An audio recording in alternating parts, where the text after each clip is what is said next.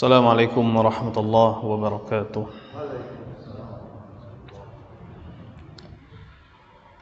Innal hamdalillah nahmaduhu wa nasta'inuhu wa nastaghfiruh wa nastahdihi wa na'udzu billahi min shururi anfusina wa min sayyiati a'malina. May yahdihillahu fala mudilla lahu wa may yudlil fala hadiya lahu. Asyhadu an la ilaha illallah wahdahu la syarika lah wa asyhadu anna Muhammadan abduhu wa rasuluhu alladzi la nabiyya wa la rasula ba'dah. Amma ba'd, fa inna asdaqal hadithi kitabullah wa khairal hadi Muhammadin sallallahu alaihi wasallam wa syarrul umuri muhdatsatuha wa kullu muhdatsatin bid'ah wa kullu bid'atin dhalalah wa kullu dhalalatin finnar.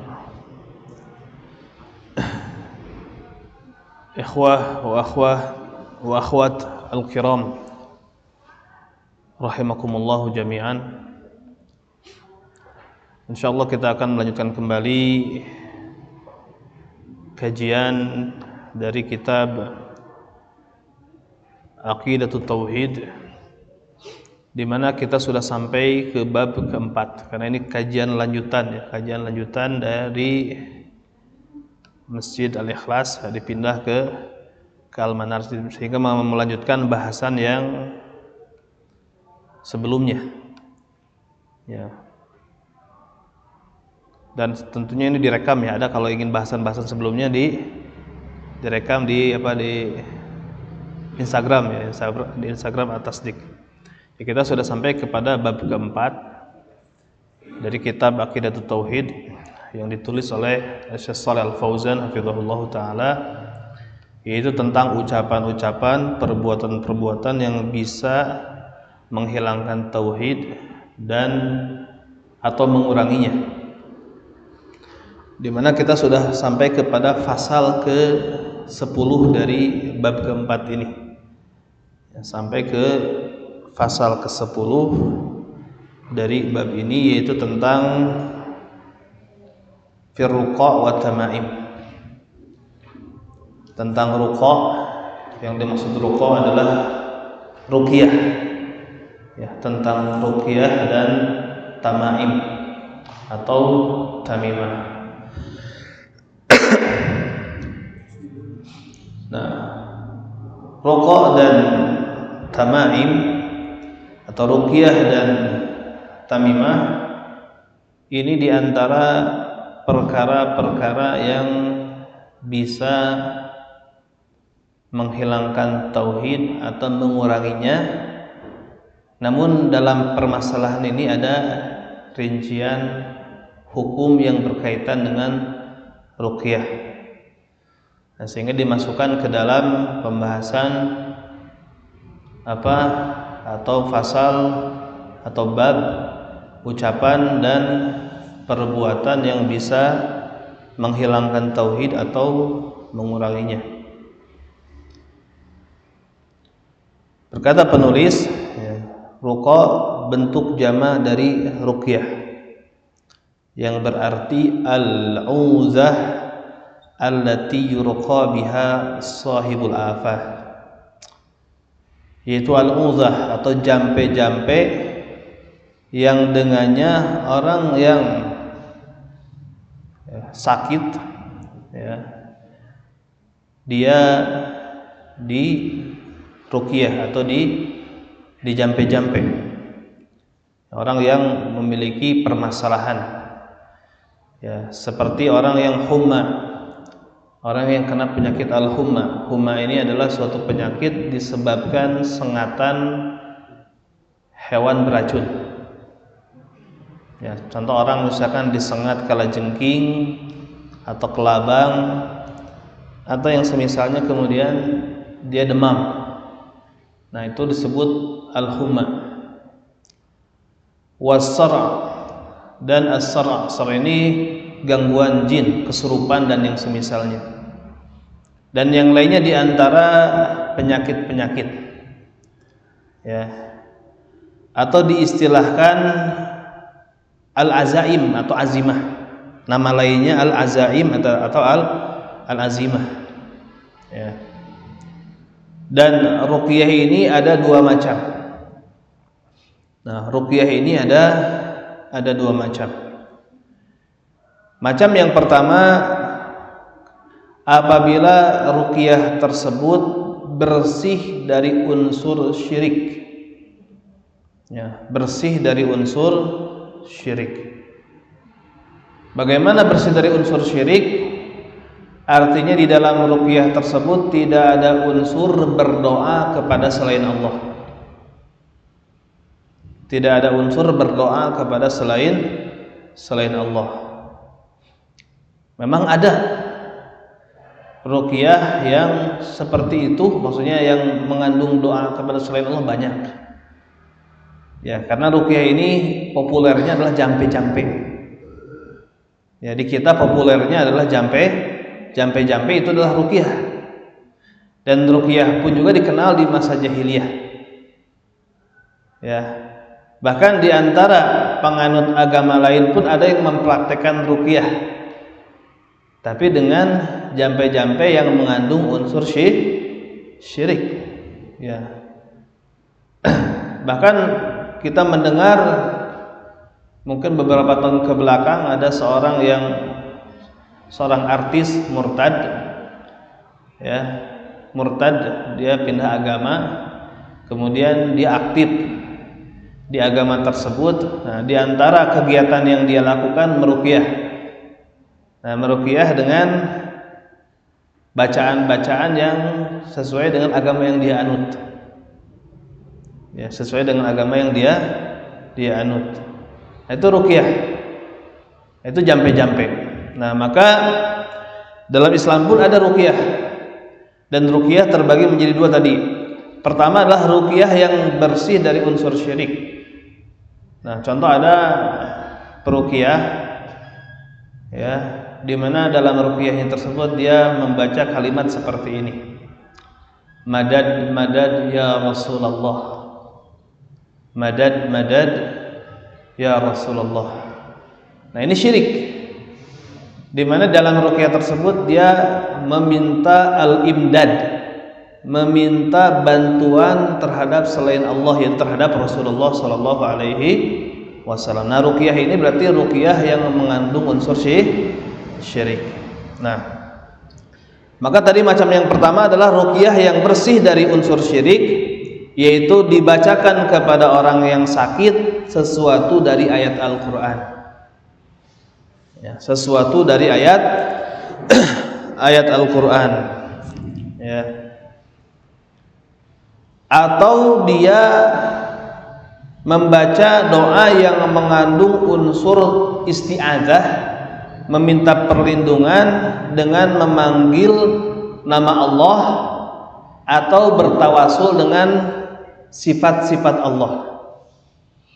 Contoh misalkan meruqyah dengan surat Al-Falaq, ada unsur ta'awudz kan? Qul a'udzu birabbil falaq. Qul a'udzu birabbin nas. Ya, ini berta'awudz, ya, meminta perlindungan dengan memanggil nama Allah. Atau misalkan a'udzu billahi minasyaitonir rajim. Ya. Atau dengan sifat-sifat Allah. Contoh misalkan dalam doa ketika kita singgah di tempat yang asing, di tempat yang kita merasa khawatir ada sesuatu di tempat tersebut, apa? A'udzu bikalimatillahi tammati min syarri ma khalaq. Itu ruqyah. Itu ruqyah. A'udzu bikalimatillahi tammati min syarri ma khalaq. Nah, maka ruqyah yang seperti ini mubah, dibolehkan. Atau contoh lagi misalkan dalam hadis ada doa yang ma'thur dari Nabi alaihi salatu wasalam, bismillahi arkika min kulli syai'in yu'dzika Allahu yashfika. Ya, dengan menyebut nama Allah aku meruqyahmu. Ya. Bismillahi arkika min kulli syai'in yu'dzika. Dan dari segala sesuatu yang mengganggumu, ya. Min syarri nafsin au ainin hasidin, dan dari kejahatan jiwa dan mata yang hasad, Allahu yashfika, Allah lah yang menyembuhkanmu. Nah, ini ruqyah. Boleh yang seperti ini, ya, bismillahirrahmanirrahim min kulli syai'in yu'dzika min syarri nafsin aw ainin hasidin Allahu yashfika. Ya. Atau misalkan Allahumma rabbanas adhibil ba'sa ishfi anta syafi la shifaa illa shifaa'uk shifaan la yughadiru saqama. Ya. Atau kalimat-kalimat yang semisal, yang intinya kita minta kepada Allah Subhanahu wa ta'ala, ya, minta kesembuhan, minta perlindungan kepada Allah Subhanahu wa ta'ala dalam ruqyah tersebut. Maka yang seperti ini hukumnya mubah. Mubah itu apa? Jaiz, boleh. Jadi hukumnya mubah, dibolehkan. Ya, hukumnya dibolehkan. Taib. Li'anna Nabi sallallahu alaihi wasallam qad raqa, dikarenakan Nabi sallallahu alaihi wasallam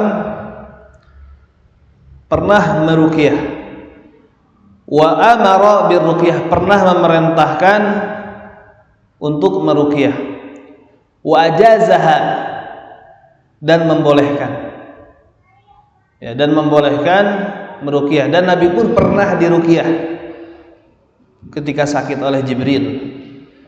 Menjelang wafat Nabi pernah diruqyah oleh istrinya Aisyah. Itu diruqyah. Itu hukumnya mubah. Hukumnya boleh. Ya, walaupun kalau minta diruqyah itu tidak afdol. Karena mengurangi ketawakalan. Jadi minta diruqyah oleh orang lain itu kurang afdol. Tapi ruqyah hanya sendiri itu hukumnya mubah. Hukumnya boleh. Ya, boleh dilakukan. Nah, kemudian diriwayatkan dari Auf bin Malik radhiyallahu anhu, dia mengatakan kunna narqi fil jahiliyah faqulna ya Rasulullah kaifa tara fi dzalik. Kata Auf bin Malik, dahulu kami pada masa jahiliyah suka ngeruqyah, suka jampe-jampe. Kemudian kami bertanya, wahai Rasulullah, bagaimana pandanganmu tentang hal tersebut, tentang jampe-jampe atau tentang ruqyah? Faqal, Nabi mengatakan atau menjawab, i'ridu alayya ruqaakum, coba paparkan kepadaku ruqyah kalian. Ya, jadi dipaparkan bagaimana bentuk cara meruqyah kalian. Nah, kemudian kata Nabi, la ba'sa birruqa ma lam takun syirkan. Enggak masalah ruqyah-ruqyah tersebut selama tidak ada unsur syirik di dalamnya. Ya, selama tidak ada unsur syirik di dalamnya. Apa unsur syirik? Tadi misalkan mengandung unsur berdoa kepada selain Allah. Atau ruqyah dengan tolasim. Tolasim ini jampe-jampe yang enggak jelas. Karena kalau yang jampe-jampe yang enggak jelas bisa jadi ada unsur syirik, kita tidak tahu. Ya. Dan yang biasa dilakukan oleh para dukun yaitu ruqyah dengan tolasim, dengan jampe-jampe yang tidak jelas kalimatnya, atau dengan simbol-simbol yang tidak dipahami. Nah, ada yang mengatakan simbol-simbol tersebut adalah berasal dari huruf Suryani. Ya, dari bahasa Suryani. Karena memang bahasa Suryani itu sebetulnya bahasa bahasa di zaman Nabi Isa alaihi salam. Nah, ini banyak digunakan oleh para dukun. Terutama memang yang masyhur melakukan ilmu sihir adalah Yahud.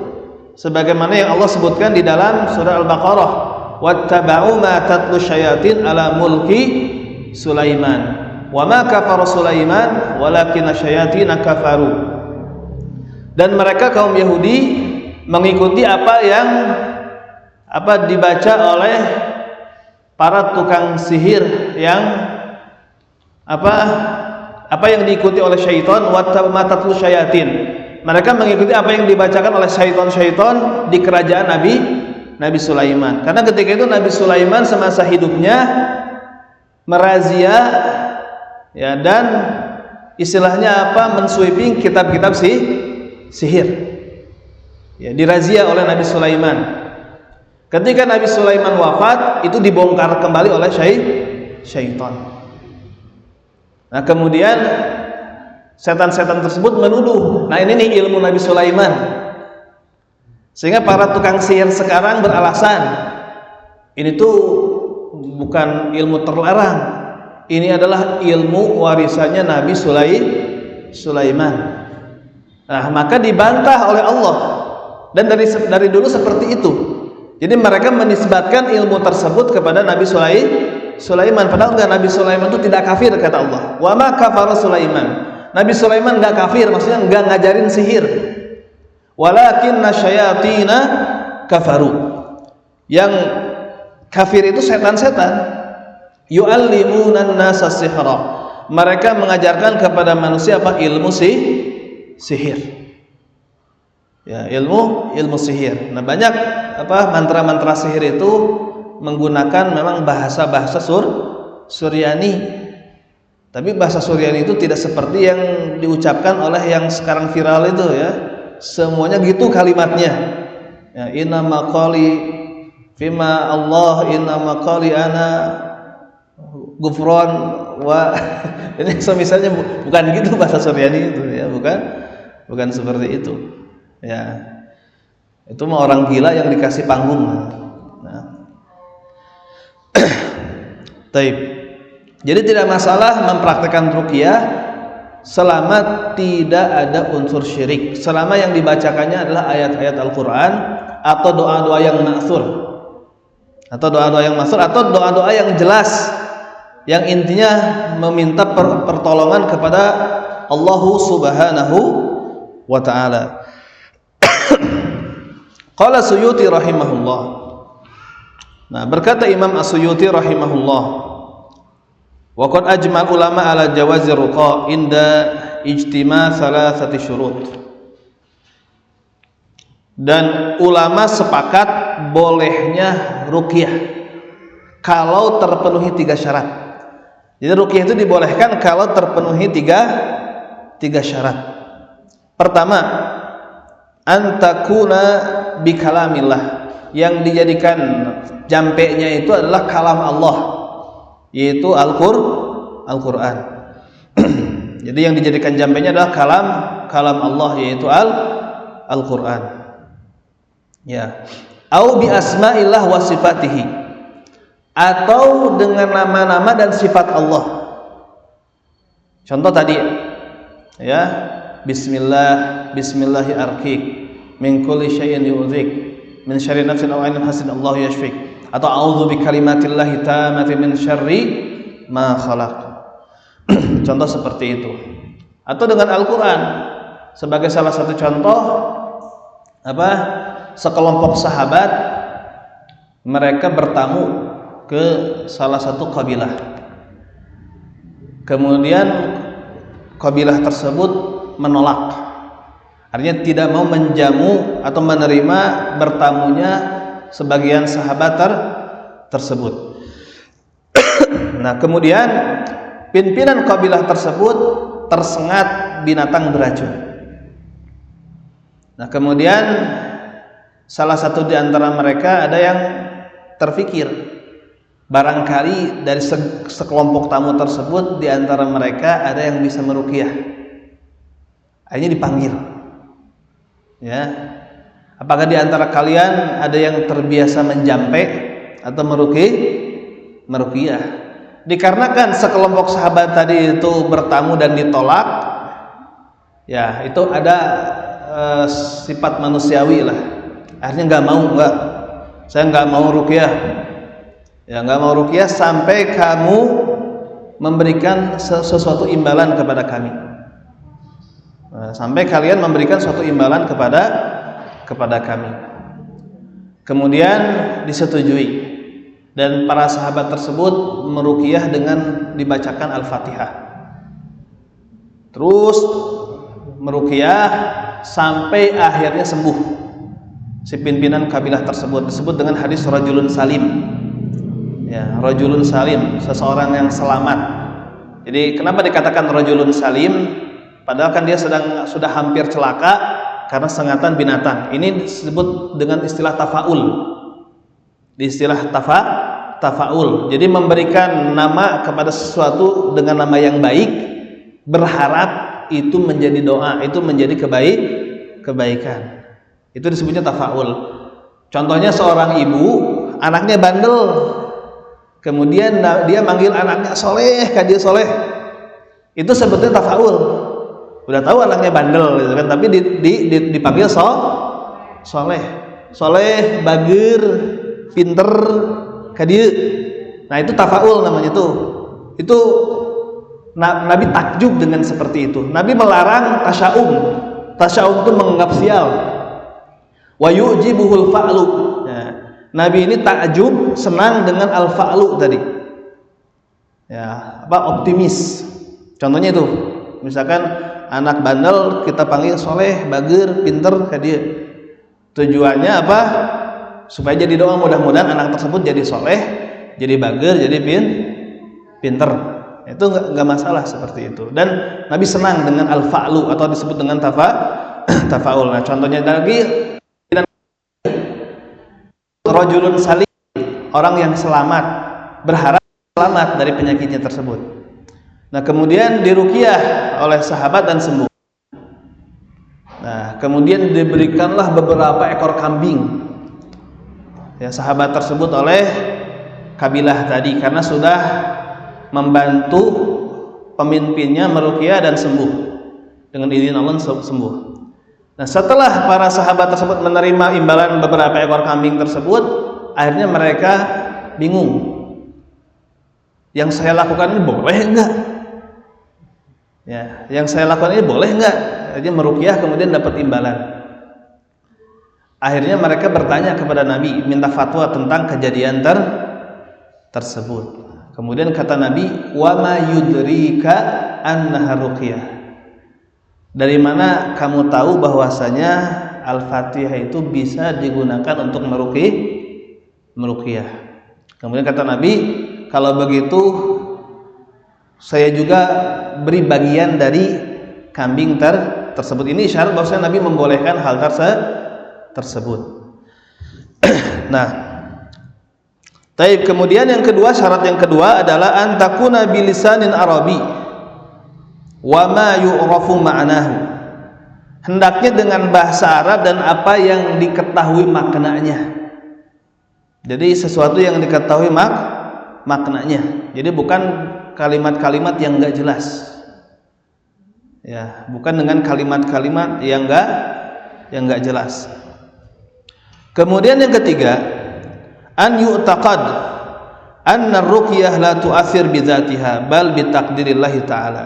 Kita harus berkeyakinan bukan ruqyahnya yang menyembuhkan, tapi kesembuhan itu dari Allah. Nah, ruqyah hanya dijadikan sebab saja. Hanya dijadikan sebab syar'i dan yang menyembuhkan Allahu Subhanahu wa ta'ala. Jadi ruqyah itu bagian dari doa, ya, bagian dari doa, sehingga apa? Misalkan kalau ada yang ruqyah, kira-kira ini berapa pertemuan bisa sembuh? Ya nggak tahu, tergantung dikabulkannya oleh Allah, ya nggak tahu. Ya tergantung Allah memberikan, istilahnya apa, dikabulkan nggak doa yang si ruqyah tersebut. Dan sebetulnya ruqyah itu bisa dilakukan secara mandiri. Ya, bisa dilakukan secara mandiri, jangan tergantung kepada peruqyah. Ya, bisa dilakukan secara mandiri. Itu syarat tadi, syarat kebolehannya ruqyah tadi harus dengan kalam Allah atau dengan nama-nama dan sifat Allah, dengan kedua dengan bahasa Arab dan yang diketahui maknanya, dan ketiga jangan diyakini ruqyah tersebut memberikan pengaruh secara sendirinya, tapi yakinilah bahwasanya ruqyah tersebut akan bermanfaat apabila Allah mentakdirkan atau mengizinkan. Nah, kemudian kaifiyahnya seperti apa? Kaifiyah ruqyah an yuqra wa yunfath 'alal marid, yaitu dibacakan dan ditiupkan kepada yang sakit. Jadi ruqyah itu dibacakan kemudian ditiupkan, ya kan? Setelah baca misalnya bismillahirrahmanirrahim, alhamdulillahirabbil alamin, arrahmanirrahim, maliki yaumiddin, iyyaka na'budu wa iyyaka nasta'in, ihdinas siratal mustaqim, siratal ladzina an'amta 'alaihim ghairil maghdubi 'alaihim waladdallin, amin. Ditiupkan sambil ada sedikit ludah. Nafas itu tiupan ada sedikit ludah. Ya. Taib. Au yuqra fi ma wa yusqa al marid, atau dibacakan di air. Ya, surah Al-Fatihah tadi dibacakan di air. Misalkan kalau praktek Ibnul Qayyim Al-Zawjiyah rahimahullah, beliau pernah sakit kepala yang sangat hebat, kemudian beliau meruqyah air Zam-Zam ya 7 kali dengan dibacakan Al-Fatihah. Nah, kemudian dia minum. Kemudian dia minum dan dengan izin Allah sembuh. Dengan izin Allah sembuh. Makanya bisa sebenarnya mandiri sebenarnya ruqyah itu. Kita ambil, kalau punya air Zam-Zam, air Zam-Zam. Kalau enggak ya air putih biasa, kemudian kita bacakan Al-Fatihah ataupun ayat-ayat yang lain. Ya, Al-Fatihah, ayat kursi, Al-Falaq, An-Nas, Al-Ikhlas misalkan dibacakan. Kemudian ditiupkan. Kapan? Ya, berapa kali? Ya, terus saja rutin. Ya, terus saja rutin misalkan. Biiznillah ya. Maka bisa sembuh dengan izin Allah. Jadi dibacakan di air kemudian diberikan minum kepada yang sakit. Diberikan minum kepada yang sakit. Artinya kita belajar ini supaya tadi tidak tergantung kepada peruqyah. Apalagi kita tidak tahu si peruqyah tersebut syar'i atau enggak. Kita enggak tahu. Ya. Kita enggak tahu peruqyahnya syar'i atau tidak. Karena sekarang banyak orang-orang yang mengatakan ruqyah syar'i, tapi seperuqyahnya sendiri jahil terhadap ilmu akidah. Dia tidak ngerti ilmu akidah. Dia hanya ngerti masalah ruqyah sedikit. Ya. Misalkan, tapi dia tidak paham tentang akidah yang benar, ini nanti repot juga. Apalagi kalau si peruqyah sudah sudah menebak-nebak perkara gaib. Ini harus hati-hati. Kalau sudah nebak-nebak perkara gaib, ini dukun berarti. Ini dukun. Atau terkadang misalkan dia itu sakit biasa, atau bisa jadi sakitnya adalah sakit mental. Ya. Kemudian dikait-kaitkan, wah ini misalkan AA, teteh, ibu, ini kayaknya ada yang aya nu ngaheureyan istilahnya gitu kan, aya nu ngaheureyan, ieu mah moal jauh ieu mah. Nah, nu deukeut ieu mah misalkan ti rumah teh kahalangan ku sababaraha imah misalkan. Aya dukun ieu. Ini dukun. Seperti itu. Jadi kalau kita sakit, gak penting siapa yang menjadi penyebab kita sakit, yang penting sembuh. Ruqyah saja, nggak usah nebak-nebak ini sebabnya siapa. Kalau mau ruqyah ya ruqyah saja, nggak usah tadi misalkan cari tahu sebabnya apa. Nah, kecuali memang terbongkar dengan sendirinya. Kalau dalam istilah bahasa Sunda, bijil kalapat dicungap. Maksudnya apa? Kejadian tersebut terbongkar dengan sendirinya. Ya, terbongkar dengan sendirinya. Contoh, saya punya saudara, ya sepupu. Dia ingin diruqyah dan mengatakan disihir. Kenapa? Kenapa dia tahu? Karena yang nyihirnya ngomong, terdengar, jadi bocor. Ya, dia yang menyihirnya itu dia mengatakan kalau saudara saya ini sampai mati, ya dengan sihirnya dia akan menyembelih apa gitu kan, dia bernazar. Nah itu berarti kan memang bocor dengan sendirinya. Ya. Dan pernah ketika saya ruqyah dan reaksi, ya terjadi reaksi. Ya, ini dia mengatakan kena sihir bukan so tahu perkara gaib, enggak, karena terbongkar dengan sendirinya. Ya seperti itu. Adapun misalkan nebak-nebak, ini perkara gaib. Ya, Nabi pernah disihir oleh orang Yahudi dan Nabi tidak tahu disihir kecuali setelah diberitahu oleh malaikat Jibril berdasarkan wahyu. Ya, berdasarkan wahyu. Nabi pernah disihir oleh orang Yahudi dan diruqyah oleh malaikat Jibril. Taib. Nah, sebagaimana tadi di dalam hadis Thabit bin Qais radhiyallahu anhu bahwasanya Nabi SAW mengambil tanah dari Bathan, mengambil tanah dari Buthan. Buthan ini nama tempat, ya. Fajalau fi qidhin. Kemudian Nabi ambil tanah tersebut disimpan di wadah. Summa nafatha alai bima. Kemudian dibacakan ruqyah dan ditiupkan kepadanya dengan air. Wasabba alai, kemudian diguyurkan. Ini diantara kaifiyah ruqyah. Ini hadisnya diriwayatkan oleh Abu Dawud, ya, di dalam kitab At-Tib bab Majafi Ruqa. Ini hadis Thabit bin Qais. Itu diantara metode ruqyah. Ya. Taib. Ini yang pertama, yang dibolehkan yang bersih dari unsur syirik. Ya, ruqyah yang bersih dari unsur syirik. Dan ruqyah ini termasuk salah satu di antara bentuk pengobatan. Makanya di dalam surat Al-Qiyamah itu disebutkan, kalla idza balagatit taraqiya wa qila man raq. Ya, ingatlah, ya, tidak demikian. Ya, idza balagatit taraqi, apabila ruh sampai ke taraqi, sampai ke kerongkongan sakratul maut. Kalla idza balagatit taraqi wa qila, kalau sudah seperti itu dikatakan man raq, siapa yang bisa meruqyah? Artinya siapa yang bisa mengobati dengan cara ruqyah kalau memang sudah ajalnya tiba. Ya, wa dhanna annahu al-firaq, dan dia sudah yakin dia akan berpisah dengan dunia ini. Nah, disebutkan tadi raq ini raqin, ini peruqyah. Nah, kemudian macam yang kedua, malam yakhlu minasyirik, ruqyah yang tidak steril dari unsur syirik. Ya, ruqyah yang tidak steril dari unsur syirik, yaitu apa? Wahya ruqallati yusta'anu fiha bighairillah, yaitu jampe-jampe yang di dalamnya ada unsur isti'anah, minta pertolongan dengan selain Allah.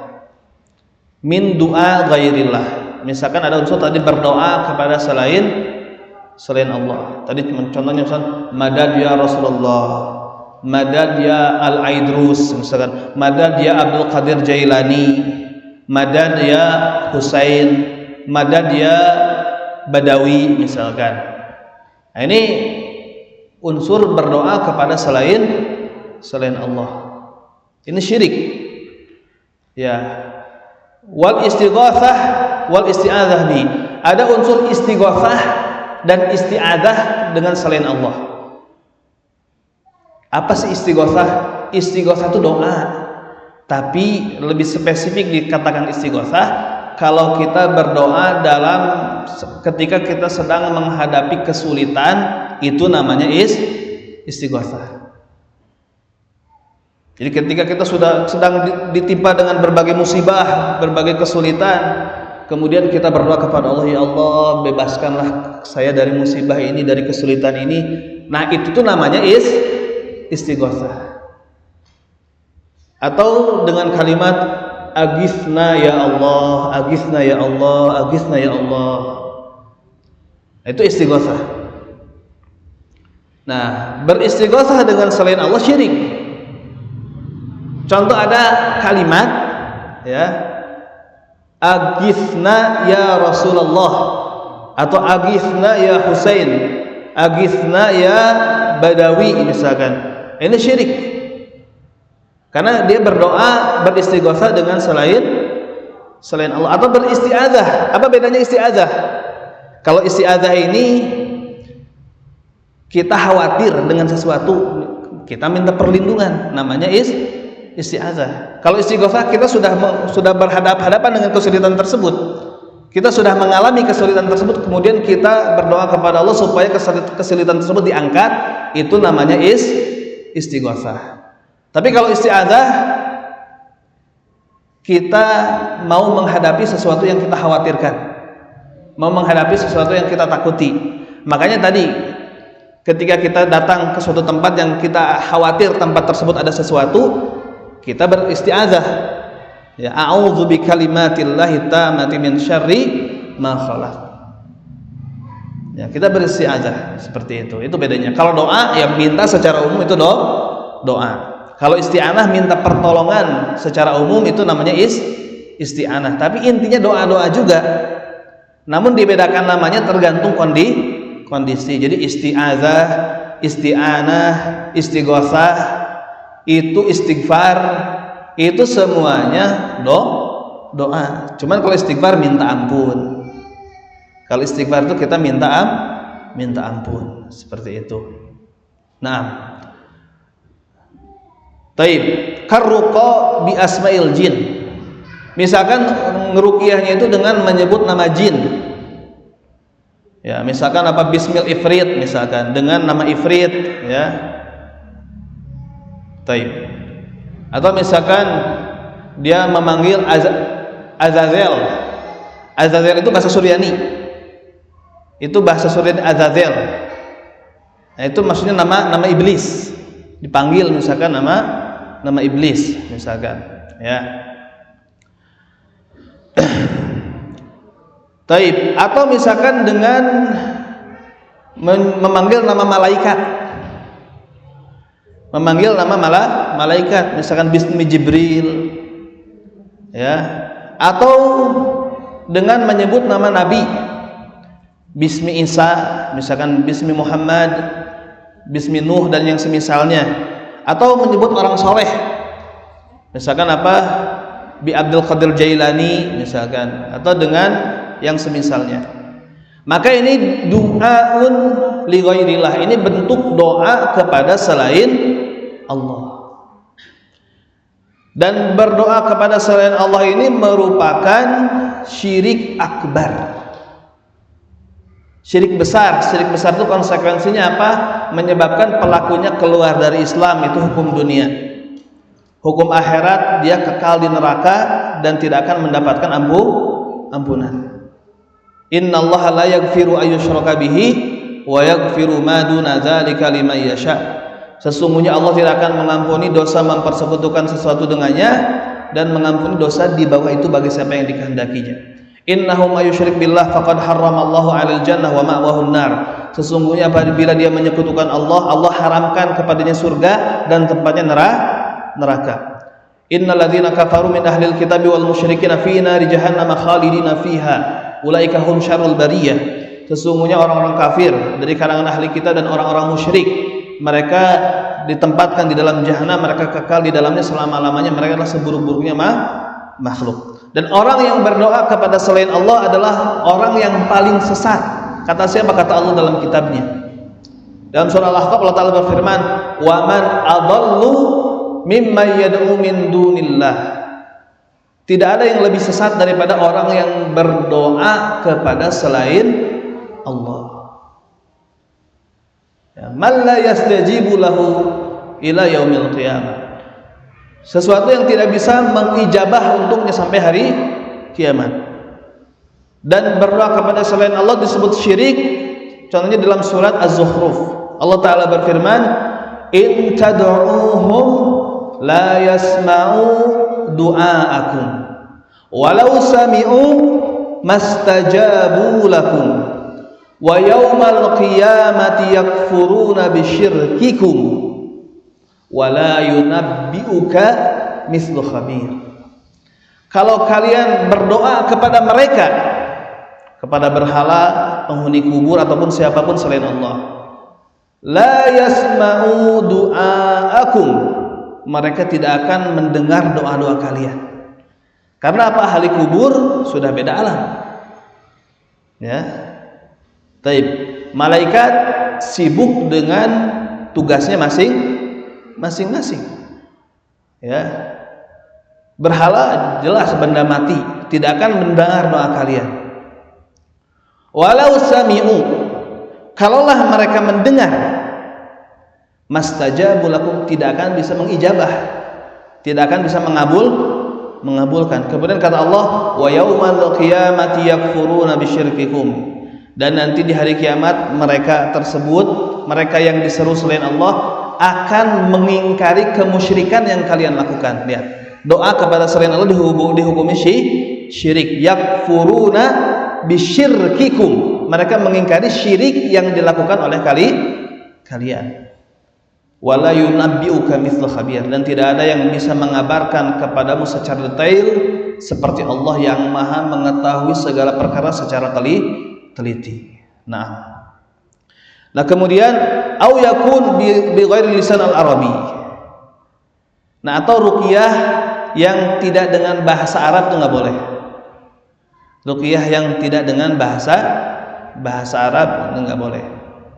Au bima la yu'rafu ma'anah, atau dengan sesuatu yang tidak diketahui maknanya, itu yang disebut dengan tolasim.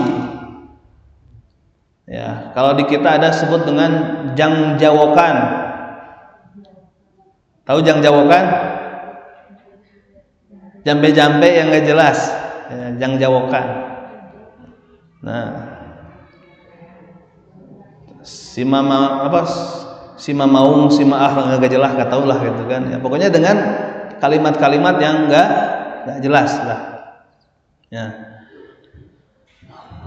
Kenapa? Li'annahu yukhsha an yadkhuluha kufrun aw syirkun aw wala yu'lam anhu. Kenapa? Khawatir kalau yang tidak diketahui maknanya kemasukan ke dalamnya unsur kekafiran, unsur kesyirikan. Kalimat kufur, kalimat syirik sedangkan tidak tahu. Nah, ruqyah yang seperti ini mamnu. Ruqyah yang seperti ini terlarang. Ya, diharamkan. Taib. Nah, sekarang tamimah. Pembahasan selanjutnya adalah tamimah atau tamaim. Ini bentuk jamak dari tamaim ini. Nah, tamimah atau tamaim ini sesuatu yang dikalungkan ke anak kecil dulu. Ya. Pakai apa? Tali kasur biasanya. Pakai tali kasur, kemudian ada benang. Bukan benang, ada kain. Di dalamnya itu entah apa yang ditaruh. Itu tamimah. Ya, tujuan orang dulu untuk apa? Untuk supaya anak tersebut terhindar dari penyakit ain. Ya. Atau kalau di kita beh tehareeng, supaya tidak demam, atau supaya tercacingan. Ya, kalau orang tua dulu di kita supaya anaknya tidak terjangkit penyakit cacingan. Ya, karena kan anak-anak dulu sebetulnya mainnya apa? Main tanah gitu kan. Ya, mainan anak dulu itu. Bahkan jorok kalau anak dulu ya. Ada gundukan tanah kering yang sudah jadi seperti pasir, mainan anak dulu ya. Digunukeun. Dilogokeun, kemudian malas ambil air dikencingin. Katanya bikin kue-kuehan. Itu mainan anak dulu seperti itu. Ya. Jadi kan bikin kue-kuehan ya, tanah yang kering itu yang sudah kayak pasir. Ya, kalau lagi musim kemarau gini biasanya kan di lapangan voli atau misalnya digunukeun gitu kan, kita main kue-kuehan ya, anak dulu itu. Kemudian sama sikut diginiin itu kan jadi legok. Dia malas ambil air kencing, dikencingin gitu kan. Kemudian nanti terbentuk. Itu mainan anak-anak zaman dulu. Antum ngalamin nggak? Hah? Nggak ngalamin? Antum ngalamin? Ngalamin? Wah ini old school. Anak zaman dulu. Nah, orang dulu dipakaikan itu untuk supaya anaknya tidak cacingan, supaya anaknya tidak mudah sakit. Itu tamimah. Itu tamimah. Wa qad yu'allaq 'alal kibar minar rijal wan nisa. Bahkan terkadang laki-laki dewasa dan perempuan dewasa pun pakai itu. Ya, atau mungkin aja di kendaraan digantungkan jimat gitu kan. Ya, sesuatu yang di kendaraan itu tamimah namanya. Daib. Wa huwa 'ala nau'ain. Tamimah ini ada dua macam juga. Ada dua macam. Nah, macam yang pertama di antara tamimah makana minal Qur'an.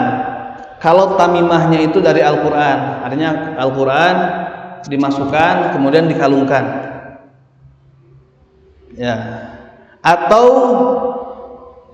Al-Quran itu sendiri, misalkan Al-Quran kecil dijadikan kalung misalkan, atau ditulis sebagian ayat Al-Quran seperti ayat kursi dan yang semisalnya, atau ditulis Asmaul Husna, ya, Asmaul Husna atau sifat-sifat tentang sifat-sifat Allah.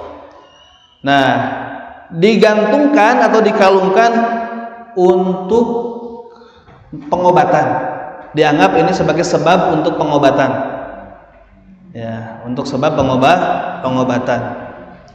Nah, kalau yang macam seperti ini, ulama berbeda pendapat mengenai hukum menggantungkannya. Ada dua pendapat. Jadi tamimah yang dari Al-Quran atau sesuatu dari ayat Al-Quran atau dengan dituliskannya Asmaul Husna. Nah, ada dua pendapat di kalangan ulama dalam masalah ini. Pendapat pertama boleh.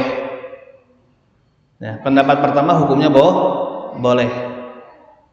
Dan diriwayatkan di antara yang membolehkan ini dari kalangan sahabat adalah Aisyah, istrinya Nabi SAW. Dan kalau yang melarang Ibnu Mas'ud, sahabat Ibnu Mas'ud. Artinya di sini salaf berbeda pendapat di dalam masalah ini. Nah, maka di sini ulama berbeda pendapat. Pendapat pertama boleh. Yang diantaranya adalah ini pendapatnya Abdullah bin Amr ibn al-As. Dan ini zahir yang diriwayatkan dari Aisyah radhiyallahu anha. Dan yang ulama yang berpendapat dengan pendapat ini diantaranya Abu Ja'far al-Baqir. Kemudian termasuk Ahmad bin Hambal di salah satu riwayat darinya. Nah, ini salah satu pendapat dari mazhab Hanabilah, ya, yang membolehkan hal tersebut. Nah, kemudian mereka mentafsirkan hadis larangan hal tersebut, larangan menggantungkan tamimah, kalau tamimahnya itu mengandung unsur syirik. Nah, kalau tamimahnya itu mengandung unsur syirik, misalkan tamimahnya tadi nama jin yang dimasukkan, misalkan unsur berdoa kepada selain Allah yang dituliskan misalkan, itu nggak boleh. Itu dibawa kepada hal tersebut. Taib. Pendapat yang kedua, pendapat yang melarang.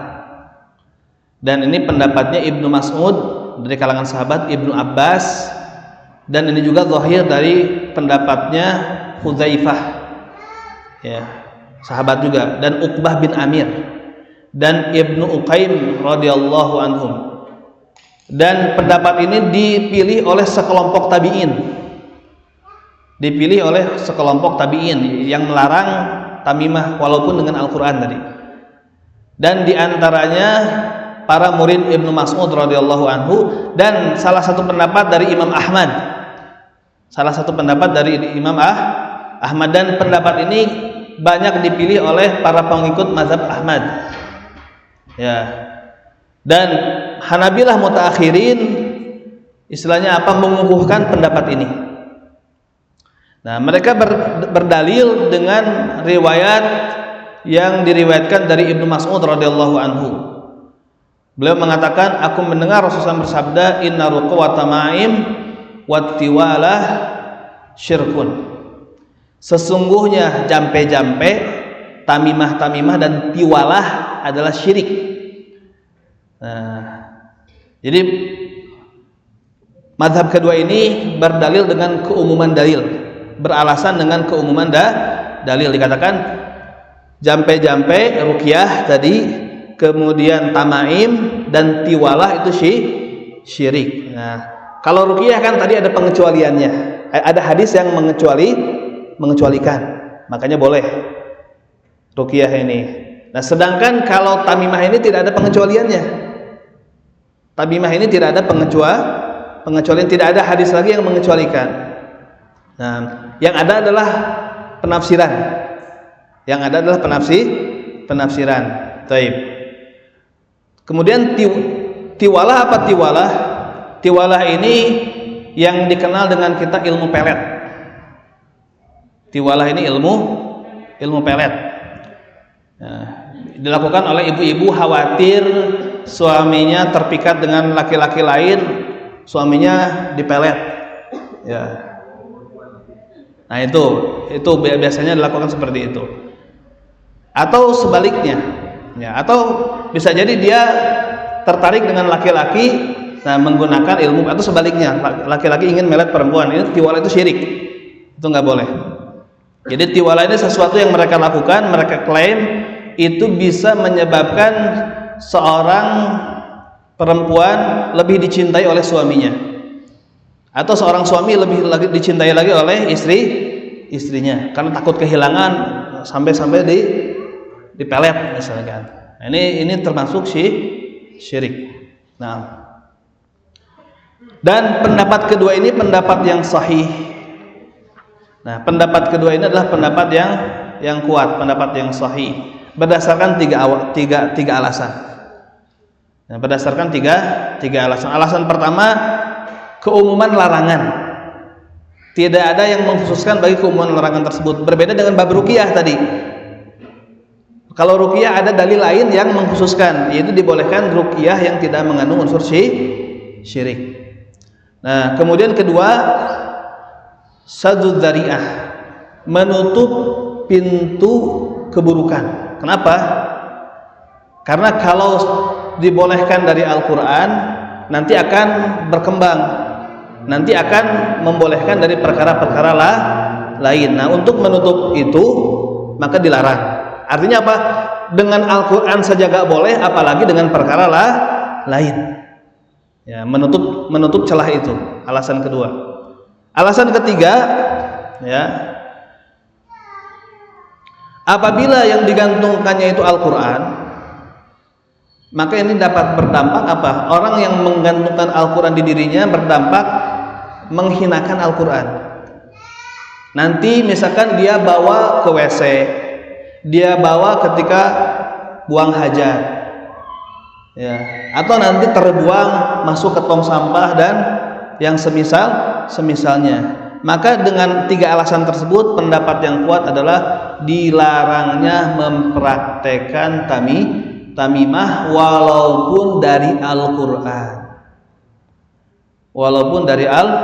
Walaupun yang ditulis adalah Asmaul Husna. Dan ini pendapat yang kuat berdasarkan tiga alasan tadi. Taib. Nah, kemudian macam yang kedua dari tamaim. Nah, jadi tamaim atau tamimah yang selain dari Al-Quran, seperti dari tasbih, dari tulang, dari cangkang kerang, dari tali, dari sendal bekas, misalkan ya, dari paku yang digantungannya misalkan paku, atau nama-nama setan, nama-nama jin, dan tolasim. Tolasim ini simbol-simbol tidak jelas. Contoh kalau orang yang ke ustad dukun, ya, diberi nanti rajah-rajah, ya, diberi nanti rajah-rajah, baik berupa kertas atau sal, kain.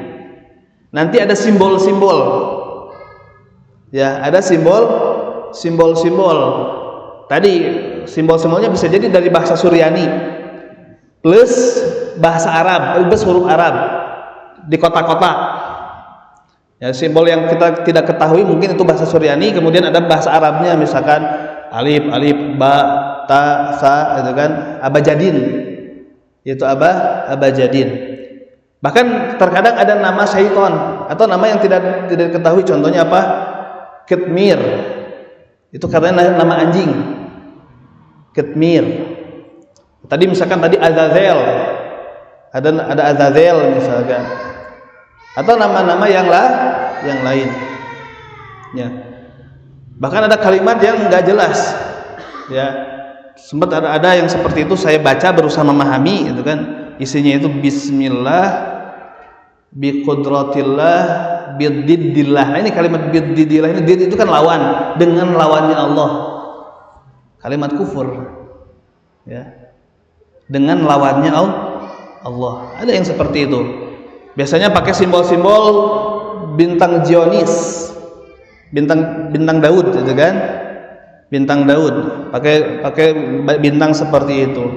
Atau misalkan berbentuk pedang, ya, berbentuk pedang, atau berbentuk yang lain, atau kadang-kadang ada yang istilahnya apa, berbentuk makhluk aneh, entah apa itu. Nah, ini jelas terlarang kalau yang seperti ini. Taib, dan ini termasuk perbuatan syirik. Dikarenakan dia tergantung kepada selain Allah Subhanahu wa taala, dan dia menggantungkan selain nama Allah, tergantung kepada selain Allah dan menggantungkan selain Asmaul Husna dan sifat-sifatnya dan ayat-ayatnya. Dan di dalam hadis tersebut, atau di dalam hadis dikatakan, man ta'alaqa syai'an wukila ilaihi. Barang siapa yang menggantungkan atau tergantung kepada sesuatu, maka Allah akan serahkan dia kepada sesuatu tersebut. Artinya tidak akan ditolong oleh Allah. Ya, Allah akan serahkan dia kepada sesuatu tersebut yang dia tergantung dengannya. Maka barang siapa yang tergantung kepada Allah, bersandar kepadanya, menyerahkan urusan kepadanya, maka Allah akan memberikan kecukupan kepadanya dan akan mendekatkan sesuatu yang jauh darinya dan akan memudahkan urusannya. Ya, makanya apa doa sebelum kita berangkat dari rumah? Bismillahi tawakkaltu 'alallah la haula wala quwata illa billah. Apa keutamaan bagi orang yang mengatakan tadi? Dengan menyebut nama Allah. Ba di sini ba isti'anah. Berarti maksudnya dengan meminta pertolongan kepada Allah. Bismillahi tawakkaltu, aku bertawakal kepada Allah. La haula wala quwata illa billah, tidak ada daya dan upaya kecuali dari Allah. Ya, bismillah tawakal Allah wala quwata illa billah. Maka orang yang mengatakan tersebut, faqad kufita, kamu diberi kecukupan oleh Allah. Wa wuqita, dan kamu dilindungi. Wa hudita, kamu mendapatkan petunjuk. Coba orang yang tergantung kepada jimat, lupa dibawa, stres. Aduh, poho teu dibawa jimatna, stres dia. Nah, kemudian barang siapa yang tergantung kepada selain Allah di antara para makhluk, baik tadi jimat, tamimah, ya, atau misalkan obat-obatan tertentu dan kubur, tergantung kepada kuburan misalkan, maka Allah akan menyerahkan dia kepada sesuatu tersebut yang tidak akan menolongnya sedikit pun, yang tidak memiliki baginya madarat dan manfaat. Maka rusaklah akidahnya, merugi akidahnya, dan dia terputus hubungannya dengan Tuhannya, dan Allah akan hinakan dia. Kemudian yang wajib bagi setiap muslim adalah dia menjaga akidahnya, menjaga akidah dari hal yang bisa merusaknya atau menguranginya. Nah, maka janganlah berobat dengan obat-obatan yang memang dilarang secara syariat. Tadi tamimah yang seperti itu, ya. Dan jangan pergi kepada ahli khurafat. Jangan pergi kepada ahli khurafat, bahaya akidah, bahaya harta, dan bahaya yang lainnya. Kadang-kadang, bukan kadang-kadang, banyak juga ahli khurafat ini nakal, ya, Betapa banyak orang yang merusak rumah tangganya karena ahli khurafat. Ibu-ibu datang ke ahli khurafat menanyakan permasalahan. Ibu tidak cocok rumah tangga dengan suami ibu. Nanti dia sendiri yang ngawin. Ya. Dia sendiri nanti yang merebut ibu dari suami. Ya. Atau bisa jadi tidak dikawin, dizinahi dengan alasan ini persyaratan nih. Jadi nanti kalau datang berobat ke saya misalkan, tolong datangnya itu malam. Ya, jam sekian. Banyak kan korban seperti itu. Ya, banyak korban yang seperti itu. Ya, para ahli khurafat yang demikian. Nauzubillah. Ya. Taib. Jangan datang kepada tukang sulap, tukang sihir untuk mengobati penyakit dari mereka. Kenapa? Li'annahum yumriduna qalbahu wa aqidatahu. Mereka itu nambah penyakit hati, nambah merusak akidah. Ya. Dan barang siapa yang bertawakal kepada Allah, Allah akan memberikan kecukupan. Ya, jadi rugi kalau berobat yang seperti itu. Tadi, ini pentingnya menuntut ilmu. Ya, maka dari pembahasan ini kita minimal punya pengetahuan. Ruqyah itu tidak harus datang ke tukang ruqyah, bisa sendiri. Bisa ngaji, bisa ruqyah. Bisa berdoa, bisa ngeruqyah. Ya, bisa ngeruqyah. Ya. Walaupun kadang suka ada yang minta ruqyah ke saya suka sanggupi apa? Untuk menjelaskan ini. Setelah itu tidak manggil lagi. Ya, memang tujuannya itu supaya dia paham. Mau diruqyah, oke. Saya datang.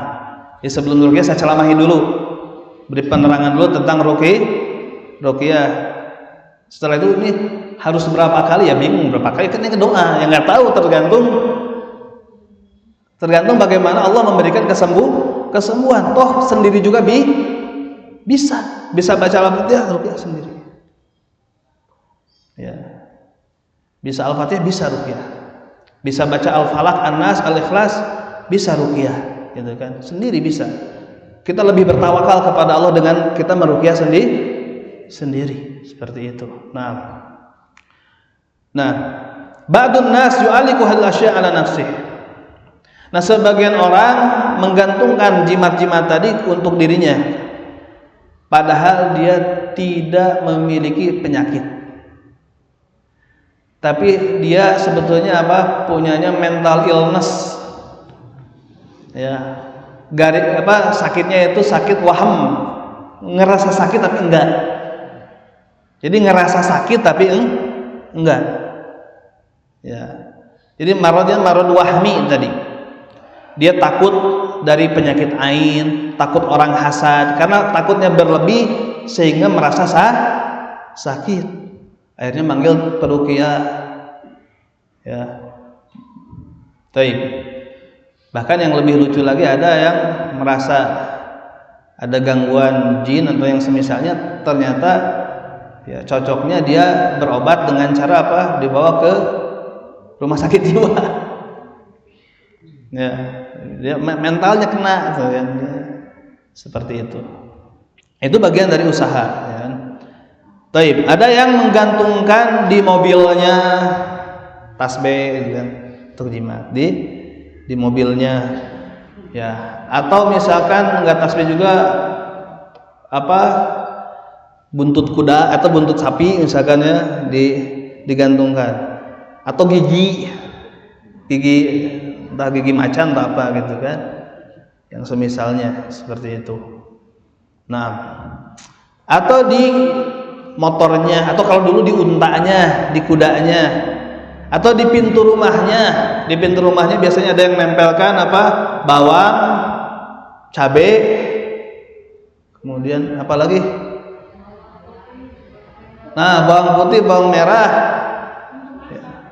bumbu masak, ya, pakai tusuk sate, pasti tusuk sate.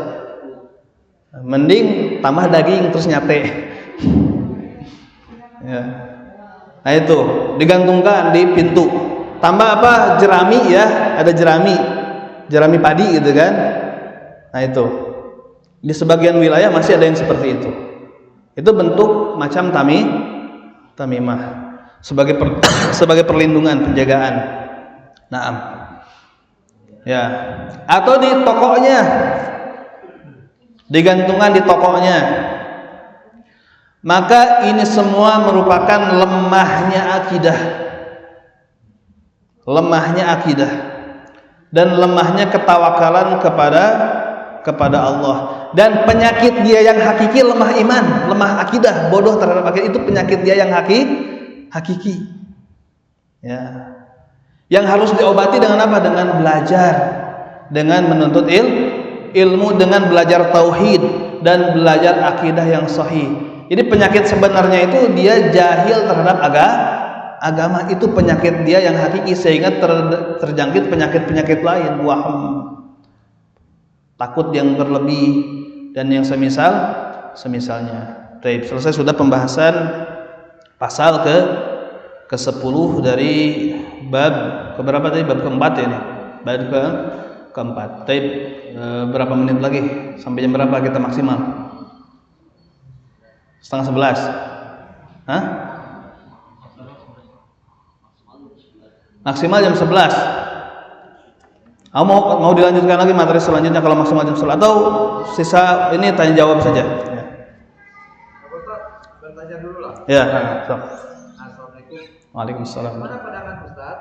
Banyak yang bilangnya bagiannya Ustaz. Ini kan di masjid meruqyah ini memasukkan setan, jin.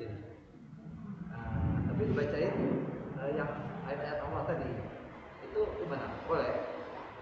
Kan banyak tuh di Masjid Agung dulu saya pernah banyak orang yang masukkan setan atau bilangnya kalau kerasikan gitu. Dibacain yang ayat-ayat Allah tadi. Itu gimana menurut pandangan syariat Islam? Baik. Kalau memang terbukti orang tersebut ada gangguan, ya, terbukti dengan orang tersebut ada gangguan, artinya misal ya, kemudian dibacakan ayat Al-Quran, itu nggak masalah kalau memang seperti itu. Ya, kalau memang seperti itu kan tadi ruqyah itu untuk humma diantaranya, untuk juga saru itu adalah gangguan jin atau kita kenal dengan istilah kesurupan. Ya, dan para ulama sepakat, artinya apa? Mungkinnya terjadi kesurupan. Ya, para ulama sepakat mungkin terjadi kesurupan. Jadi antara bentuk pengobatannya adalah dengan ruqyah.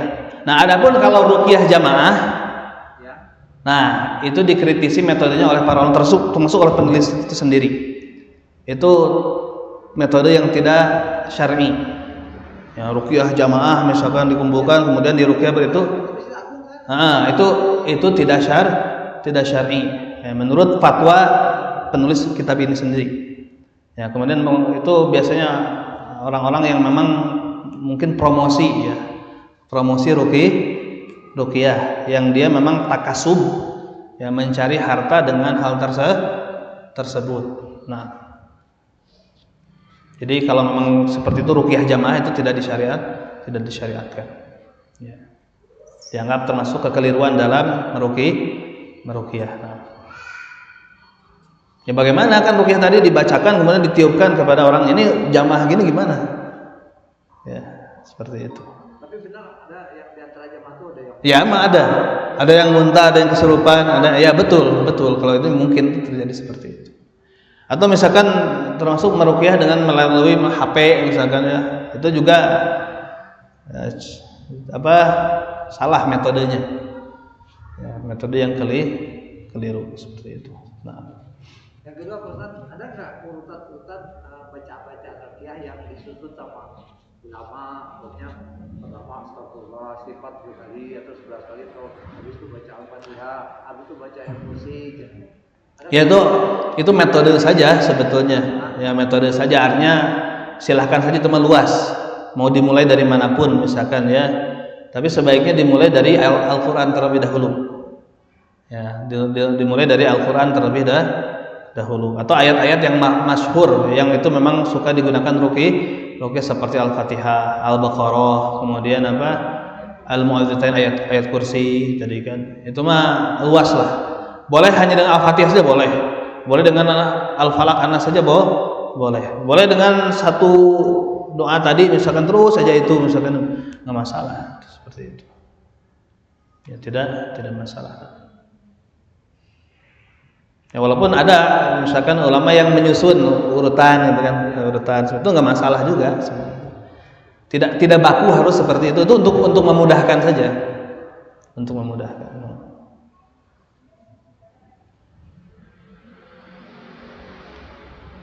Baik, silakan kalau ada pertanyaan.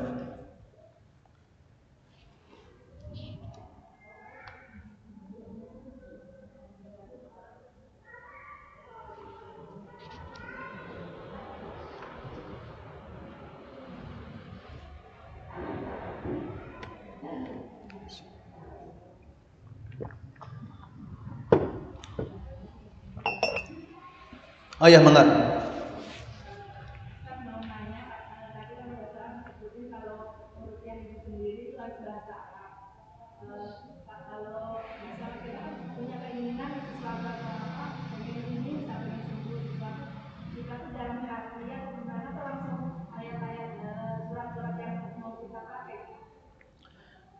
Ya tentu kita punya keinginan berniat. Jadi niatkan misalkan kita sakit ingin sembuh, kemudian dibacakan ayatnya bukan dalam hati, tapi ayatnya dibacakan. Jadi tidak cukup doa itu hanya sekedar di hati. Nah, sebagian orang keliru misalkan ketika memahami salat sir. Salat sir itu salat yang bacanya tidak keras. Nah, seseorang itu keliru memahami salat sir itu salat bacanya di dalam hati, sehingga dari takbiratul ihram sampai selesai itu tidak baca apapun kecuali di hati.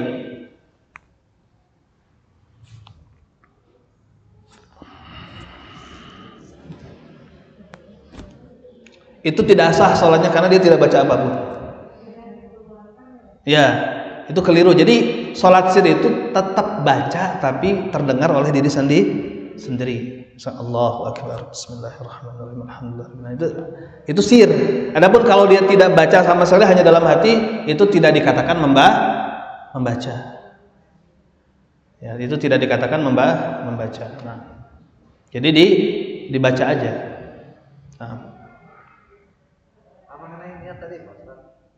Benar niat kan dalam hati. Ada yang dilapaskan. Ya, nawaitu usalli. Padahal itu kan nggak ada rujukan. Baik. Ya, jadi mengenai talafuz bin niat, ya, ini ada beberapa pendapat dari ulama madhab, ya. Ada beberapa pendapat. Nah, sebagian Syafi'iyah, kemudian yang lainnya tetap mereka sepakat niatnya di hati. Nah, namun sebagian mereka ada yang menganjurkan atau membolehkan talafuz, terutama bagi orang yang was-was. Kemudian adapun di mazhab Hanabilah, dan saya lebih cenderung ke pendapat ini, ya, sebagaimana dikatakan diantaranya oleh Syekh Al-Bassam dalam Taisir Al-Alam, wan niyah mahaluhul qalb, niat itu tempatnya di hati. Wa talafuz biha bid'atun, dan melafadzkannya itu bid'ah. Ya. Tapi itu walhasil memang ada perbedaan pendapat di kalangan ulama, terutama kalangan mutaakhirin, ya, kalangan mutaakhirin. Walaupun saya lebih cenderung ke pendapat tadi yang mengatakan talafuz bin niat itu bid'ah. Nah.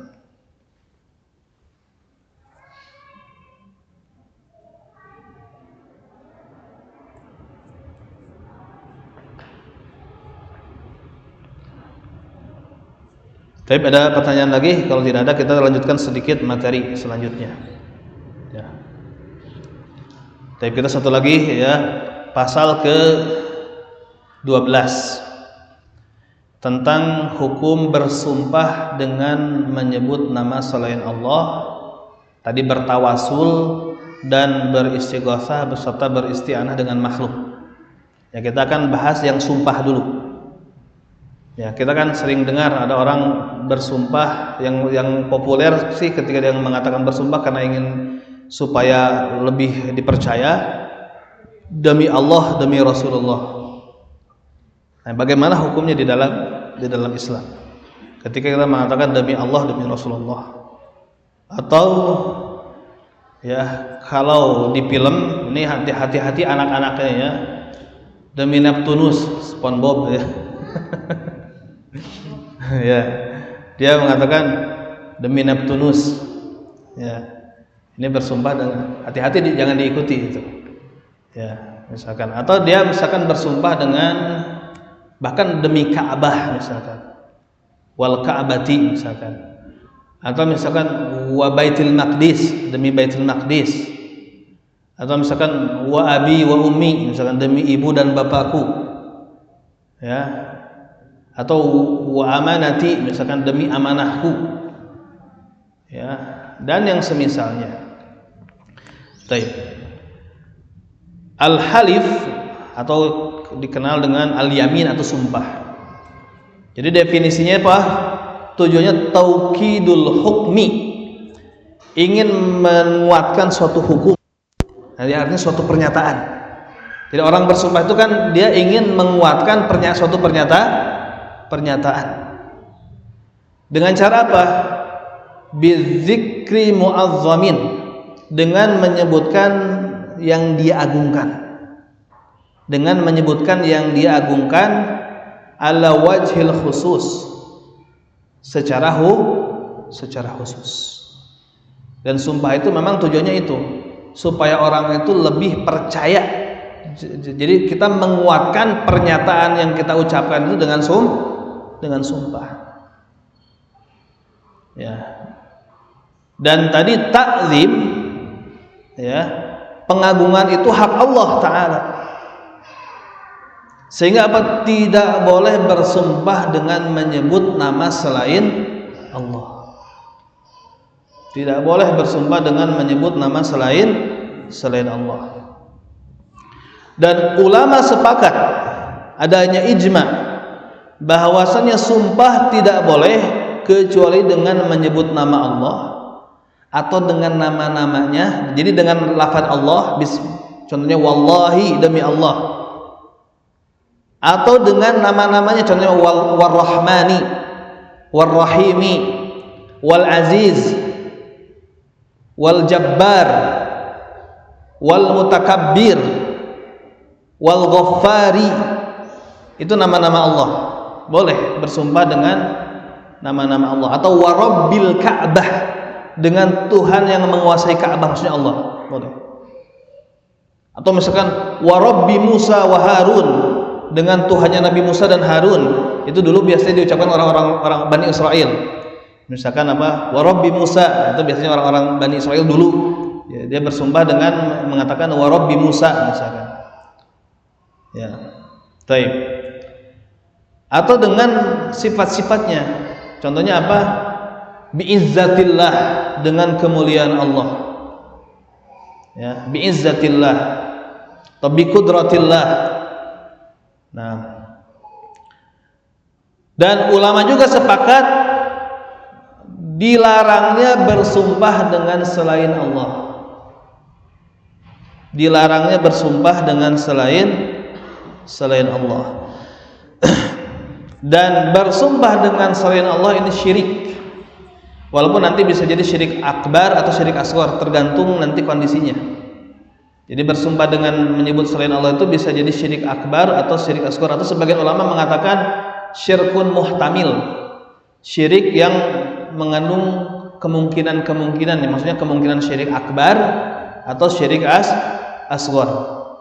Berarti kan kalau syirik akbar konsekuensinya tadi dia keluar dari Islam, kalau syirik asghar tidak sampai keluar dari Islam, namun dia terjatuh kepada dosa besar. Nah, berdasarkan apa yang diriwayatkan oleh Ibnu Umar radhiyallahu anhu, bahwasanya Rasulullah bersabda, man halafa bi ghairillah faqad asyraka au kafar. Barang siapa yang bersumpah dengan selain Allah, maka dia telah kufur atau telah syirik. Dan syirik sumpah dengan selain Allah syirik asghar. Ini syirik kecil. Kalau syirik kecil itu dosa besar tapi tidak sampai pelakunya keluar dari Islam. Kalau syirik akbar pelakunya keluar dari Islam. Nah, namun bisa jadi bersumpah dengan selain Allah ini bisa berubah jadi syirik akbar. Yaitu apa? Illa idza kana al-mahlub bihi mu'azzaman indal halif ila darajati ibadatihi lahu. Kecuali apabila makhluk bihinya, apabila yang dia bersumpah dengannya dia agungkan sampai kepada derajat diibadahi, sampai kepada derajat diibadahi, maka kalau seperti itu ini syirik akbar. Atau dia meyakini yang dia agungkan dengan sumpah tersebut sama keagungannya dengan Allah. Nah, ini jatuh kepada syirik akbar kalau seperti itu. Nah, yang sampai berubah kepada syirik akbar, di mana al-makhluk bihinya ini diagungkan sampai kepada derajat diibadahi, seperti di zaman sekarang ini adalah kondisi para penyembah kubur. Kondisi orang-orang yang suka nyembah kuburan atau kaum kuburiyun. Ya. Itu kenapa? Fa innahum yakhafuna man yu'azzimuna min ashabil kubur aksar min khaufi min Allah wa azimihi. Jadi para penyembah kubur ini ya, dia memiliki rasa takut kepada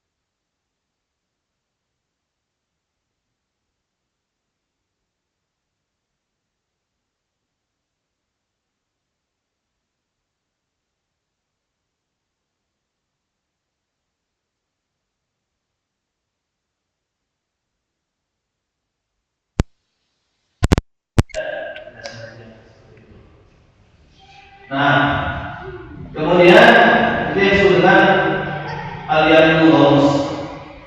Nah, kemudian yang ketiga, haram banyak bersumpah walaupun jujur. Haram banyak bersumpah walaupun benar. Ya, selama tidak ada kebutuhan kepadanya. Karena itu termasuk istighfar.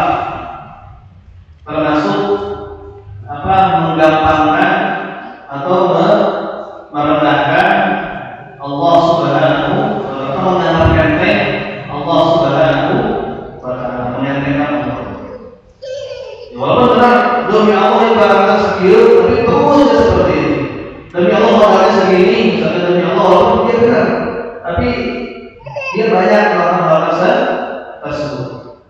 Itu nggak boleh. Kemudian yang kelima, jawazul halif billahi kana shadiqan wa al-hajj. Dibolehkan bersumpah dengan menyebut nama Allah kalau dia jujur dan memang ketika dibutuhkan. Jadi bolehnya sumpah itu syaratnya dua, jujur dan ketika dibutuhkan. Jadi jangan bersumpah kecuali untuk perkara-perkara yang urgen, perkara-perkara yang penting dan kita dalam keadaan jujur, maka itu bentuk menjaga sumpah. Baik, ini saja yang bisa saya sampaikan.